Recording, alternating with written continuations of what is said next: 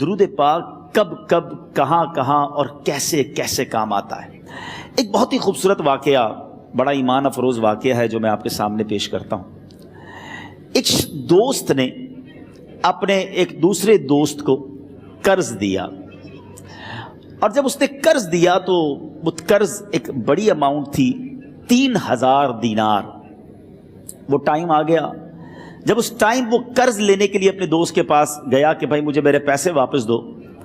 تو اس نے کہا کہ پیسے تو نہیں ہے میرے پاس، میں کولیپس ہو گیا ہوں، بزنس اب میرا ختم ہو گیا ہے، میں تمہاری رقم نہیں دے سکتا.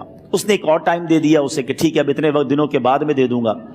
وہ ٹائم بھی گزر گیا، اور جب وہ ٹائم بھی گزر گیا تو اس کے بعد اس دوست نے کہا کہ اب تو پیسے دے دو بھائی، میرا ٹائم پورا ہو گیا ہے. پھر نہ دے سکا ٹائم. آخر کار معاملہ جو ہے وہ کورٹ میں چلا گیا، قاضی کے پاس چلا گیا. اب قاضی نے جس کو پیسے دینے تھے اس کو بلایا اور کہا کہ بھائی آپ کو اس کے پیسے دینے ہیں؟ کہتا ہے ہاں پیسے تو دینے ہیں. تو کہا پھر دیتے کیوں نہیں ہو؟ کہا پیسے ہیں ہی نہیں، کاروبار ہی ختم ہو گیا ہے، قرضہ تو لیا تھا اب میرے پاس بچا ہی کچھ نہیں ہے.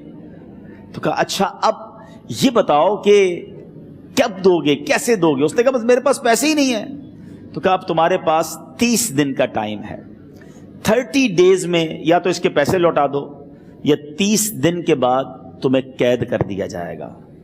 یہ شخص اب گھر آیا، پیسے تو تھے نہیں، مگر شاید علماء نے لکھا کتابوں میں، یہ واقعہ کئی بڑی بڑی کتابوں میں لکھا اور درود پاک کے فضائل کی بڑی بڑی کتابوں میں لکھا. اور اس شخص نے سوچا کہ اس نے ایک حدیث پاک پڑھی ہوئی تھی کہ جس میں نبی پاک علیہ الصلوۃ والسلام نے فرمایا ہے، جس کا مضمون ہے کہ جو شخص پریشان ہو، مصیبت زدہ ہو، اسے چاہیے کہ مجھ پر کثرت سے درود پاک پڑھے، کیونکہ درود پڑھنا مصیبتوں اور پریشانیوں کو لے جاتا ہے.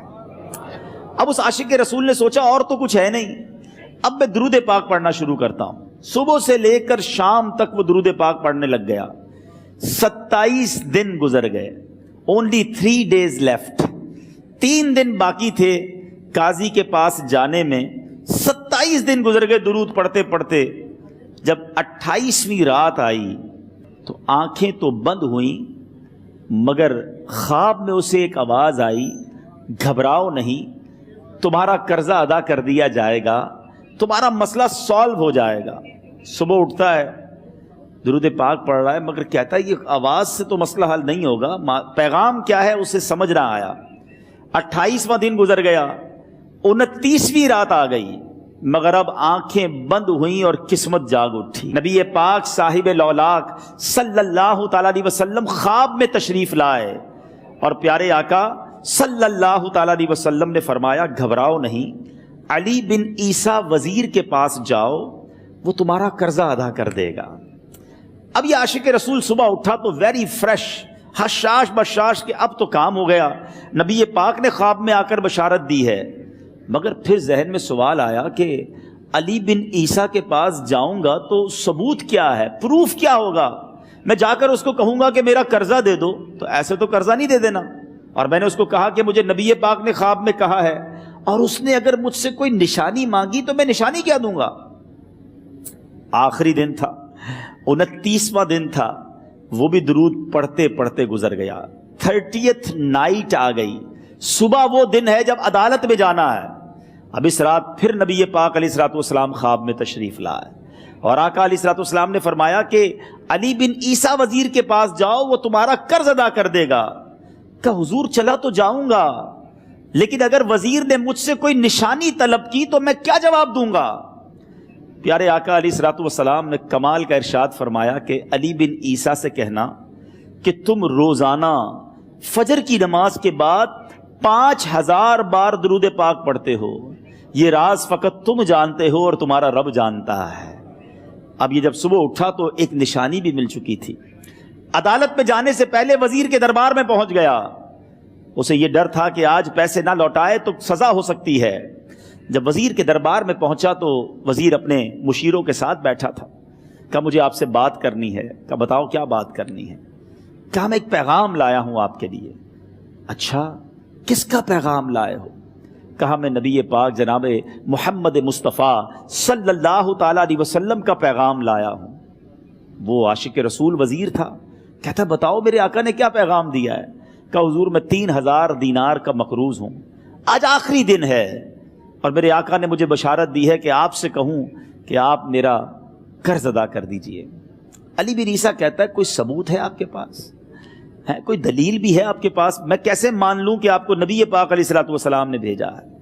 عاشق رسول کہتا ہے خالی ہاتھ نہیں آیا، میرے آقا نے مجھے دلیل بھی عطا فرمائی ہے، مجھے ایک ایویڈنس بھی دیا ہے، اور پروف یہ ہے حضور کہ آپ روزانہ صبح فجر کی نماز کے بعد نبی پاک صلی اللہ تعالی علیہ وسلم کی بارگاہ میں درود و سلام کا نذرانہ پیش کرتے ہیں۔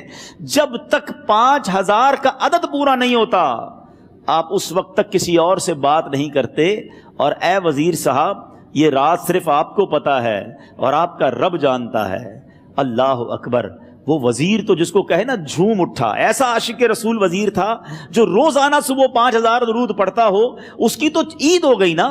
وہ کہتا ہے مرحبا یا رسول اللہ، میرے آقا نے میرے درود قبول کر لیے، اس سے بڑھ کر میرے لیے سعادت کیا ہوگی۔ اب یہ وزیر اپنے سیٹ سے اٹھتا ہے، اپنے کمرے میں جاتا ہے، تھوڑی دیر بعد واپس آ کر اس عاشق رسول کے ہاتھ میں 3000 دینار رکھ کر کہتا ہے حضور پہلے 3000 دینار تو نبی پاک کا حکم کی میں ادب سے بجا لاتا ہوں، میرے آقا نے جو حکم فرمایا یہ 3000 دینار آپ کو پیش کرتا ہوں، حضور ایک اور 3000 دینار لیجئے۔ میرے گھر آپ آئے، اتنی اچھی خبر سنائی، آپ نے قدم رنجا فرمایا، یہ 3000 اس کا نذرانہ ہے، اور ایسا کیجئے 3000 اور لیجئے، اس سے اپنے بچوں کے لیے کچھ چھوٹا موٹا کام شروع کیجئے اور ایک وعدہ کر کے جائیے، آج کے بعد زندگی میں آپ کو جب بھی کوئی کام پڑے میں آپ کا بھائی ہوں، مجھے یہ خدمت کا موقع دیجئے گا۔ اللہ اکبر۔ وہ مقروض جو ایک رات پہلے 3000 دینار کا مقروض تھا، ہو سکتا ہے اس کے بیک آف مائنڈ یہ بھی چل رہا ہو کہ اب شاید کل میں نے جیل میں جا کر، عدالت میں جا کر گرفتاری دے کر جیل میں جانا ہے، مگر اب 9000 دینار ہاتھ میں ہیں۔ عاشق رسول جھومتا ہوا نبی پاک کی یاد میں گھومتا ہوا اب عدالت میں پہنچا۔ عدالت میں everybody expecting over there کہ آج اس نے آنا ہے اور آ کر کہنا یہی ہے کہ پیسے تو نہیں ہیں، گرفتار کر لو، مگر جا کر اس عاشق رسول نے 3000 دینار جج صاحب کے ہاتھ میں رکھ دیے۔ قاضی کہتا ہے پہلے تو یہ بتاؤ پیسے آئے کدھر سے؟ تم تو کہتے تھے غریب ہوں، تم تو کہتے تھے کاروبار نہیں ہے، ایک مہینے میں اتنی بڑی رقم کا انتظام کیسے ہو گیا؟ سبحان اللہ۔ اس عاشق رسول نے گویا زبان حال سے یہ کہا ہوگا کہ یہ تو کرم ہے ان کا، ورنہ مجھ میں تو ایسی بات نہیں، اتنا دیا سرکار نے مجھ کو، اتنی میری اوقات نہیں۔ اس نے وہ پورا واقعہ بھری عدالت میں سنا دیا۔ اللہ اکبر۔ میرے پیارے اسلامی بھائیوں، ذرا سوچو پہلے زمانے میں کیسے عاشقان رسول ہوا کرتے تھے۔ وہ جج، وہ قاضی بھی کیسا سرکار علیہ الصلوۃ والسلام کا عاشق تھا۔ اپنی سیٹ سے اٹھتا ہے، بھرے دربار میں، بھری عدالت میں، وہ اپنے چیمبر میں، اپنے کمرے میں جاتا ہے، اور تھوڑی دیر بعد واپس آ کر اس کے ہاتھ میں بھی 3000 دینار ہیں، اور وہ 3000 دینار جو ہے وہ اس عاشق رسول کے ہاتھ میں رکھتا ہے کہ سارا ثواب علی بن عیسیٰ کیسے لے جائے، میں بھی تو نبی پاک کا غلام ہوں، میں تمہارا قرضہ میں ادا کرتا ہوں۔ اچھا، اب ایک اور عجیب سینیریو یہ بن گیا کہ جس نے کیس کیا تھا، جس نے دعویٰ کیا تھا، وہ بھی یہ سارا منظر دیکھ رہا تھا۔ کہتا ہے جج صاحب ذرا رکیے، میں بھی اپنے آقا کا امتی ہوں، اور ایک کام کیجئے، قلم کاغذ منگوائیے، اس عاشق رسول کا قرضہ ہی میں معاف کر دیتا ہوں۔ اچھا، اب عاشق رسول نے وہ واپس 3000 دینار جو جج صاحب نے دیے تھے وہ واپس جج صاحب کو دیے کہ حضور یہ پیسے آپ ہی رکھ لیں، قرضہ ہی معاف ہو گیا، اب آپ کے پیسے کا میں نے کیا کرنا ہے؟ جج صاحب کہتے ہیں جو پیسے نبی پاک کے نام پر نکالے ہیں اب مجھے واپس نہیں چاہیے، یہ بھی تم اپنے ساتھ لے جاؤ۔ اللہ اکبر۔ میرے میٹھے اسلامی بھائیوں، وہ عاشق رسول ایک رات پہلے 3000 دینار کا مقروض ہے، اب 12000 دینار لے کر گھر کو واپس جا رہا ہے۔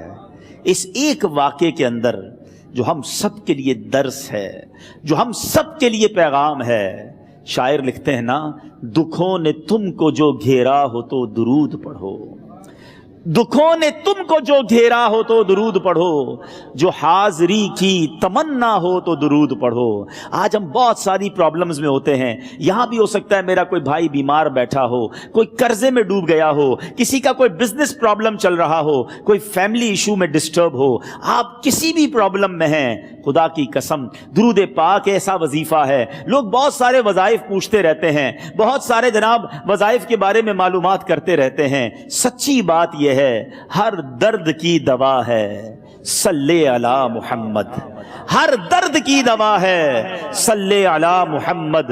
तावीज़ हर बला है सल्ले अला मुहम्मद। तो खुदारा अपनी जिंदगी में दुरूद पाक को शामिल कर लीजिए और आप बिलीव करें, जब आपने कसरत से दुरूद पाक पढ़ने शुरू कर दिए, आप अपनी आंखों से देखेंगे आपके प्रॉब्लम दूर हो रहे हैं, आपकी सेहत अच्छी हो रही है, आपके कर्जे उतरने शुरू हो गए हैं, रोजगार में आपके बरकत होना शुरू हो जाएगी, आपके चेहरे पे नूर आना शुरू हो जाएगा, आपकी जबान में असर आना शुरू हो जाएगा।